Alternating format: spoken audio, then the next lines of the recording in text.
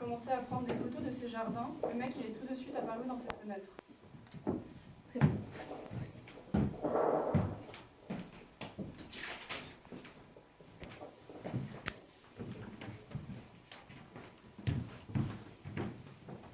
En fait, les gens, ils font un peu ils sont un peu leurs garde-chiens à cette nouvelle frontière. Du coup, j'ai pris une photo de son jardin, tout de suite, il était à la fenêtre. Mais de manière générale, les gens étaient hyper... Ouais, il y a un autre moment, je passais et puis le mec, il regardait, ça montait juste un petit peu, où est la voiture, puis il était juste comme ça, à regarder qui passait, qui faisait, qui était. Là, on voyait où les travaux continuaient, et puis là où il n'y avait encore pas le grillage. On peut le voir ici. C'est après, où le grillage s'arrête en fait, et du coup, il y a cette espèce de très très longue barrière, mais elle ne sert à rien puisqu'elle n'est pas finie, et tous les gens rejoignent. Mais c'est très... Il n'y avait pas les flics là où ils étaient l'autre jour, mais ils étaient sûrement autour. C'est là, ce camion de flic à la sortie d'autoroute, où là aussi je me filmais, c'est au même endroit. On n'entend pas, mais j'étais un peu dans un moment de paranoïa, mais aussi de documentation de tous nos doutes, de notre positionnement et de questionnement de ce qu'on fait là et où on se place. J'ai trouvé ce pigeon mort comme ça. Voilà. Oh les canards, trop déchaînés. Ils étaient fous. Ça c'est sur le site de l'ex-jungle en fait, où ils ont, depuis 2016 en fait, depuis qu'il y avait le rasage, c'est la même année où ils ont commencé en fait un projet d'éco-réserve et de renaturation de la lande de Calais. Et par hasard, il y avait un petit étang, un étang où il y avait tous ces canards et en fait le moment que tu passais, ils faisaient et puis une vingtaine à la fois, et systématiquement.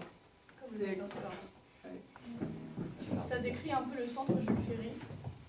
C'est les panneaux là-bas.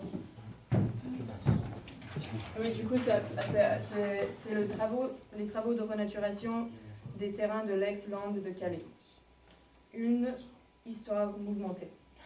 Et du coup, la plupart des panneaux sont sur la question de comment ils vont renaturer. Mais il y avait celle-là qui est la seule qui parle vraiment de ce qui s'est passé, ce qui se passe toujours. Mais c'est pas genre juste des barricages avec des poules d'eau protégées. Ouais. Une histoire autre. Une histoire mouvementée. Blockhaus Oldenberg. Il n'y avait personne. Non, il n'y avait personne. J'ai croisé une ou deux personnes à l'entrée du parc prendre une photo de cette merde pour voir ce que c'était.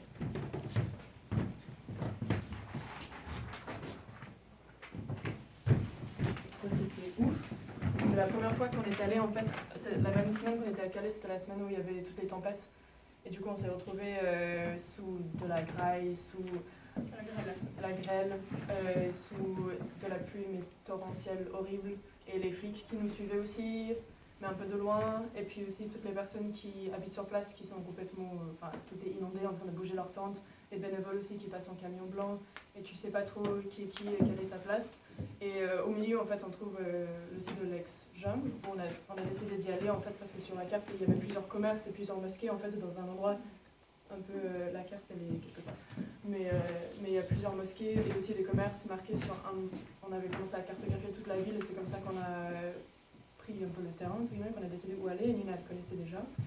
Et puis il y avait une partie, très loin, avec une concentration de mosquées, et d'églises et de commerces. Mais un peu indiqué bizarrement, c'était pas vraiment des bâtiments, il y avait genre juste des symboles de croissant islamique sur la carte. Ouais. Et de au milieu de Cadi, oui, info. Oui. Et du coup, on est allé là et puis on a trouvé ce parc très bizarre où il y a aussi des barrières sur toutes les maisons, toutes les barrières vertes. Et il y a aussi en fait des petites barbelés parce qu'en fait il y a des brebis maintenant et avec tout le projet de renaturation et ils ont aussi des barrières pour des moutons, des chèvres, des animaux à quatre pattes quoi. Et du coup, et sur ce site en fait, si tu continues à marcher, il y a un énorme truc comme ça que tu vois de derrière qui est énorme, super creepy. Hitler. C'est vraiment Hitler.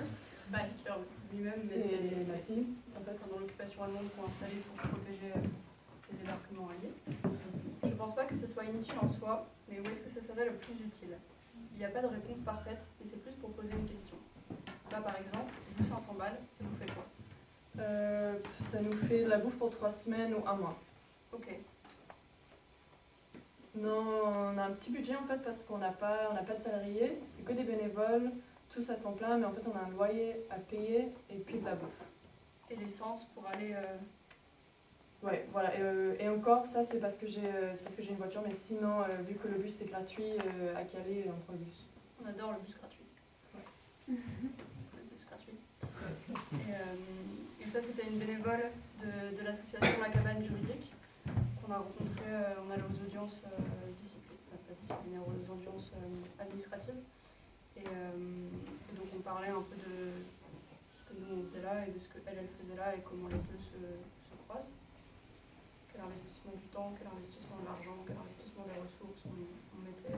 Oui, parce qu'on n'aurait pas dû prendre notre bourse qu'on a reçue et donner à la cabane juridique par exemple, ou les distribuer à des personnes qui habitent sur place.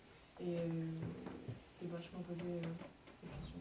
Quel est l'intérêt de dépenser de l'argent dans une auberge de jeunesse étrange alors qu'on a des appartements pour venir faire ça.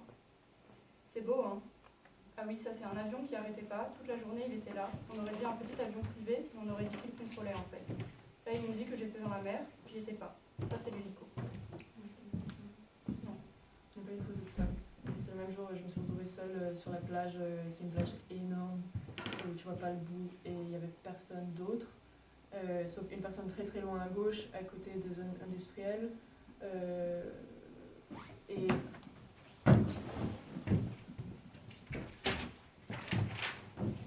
là on voit un peu le zoom.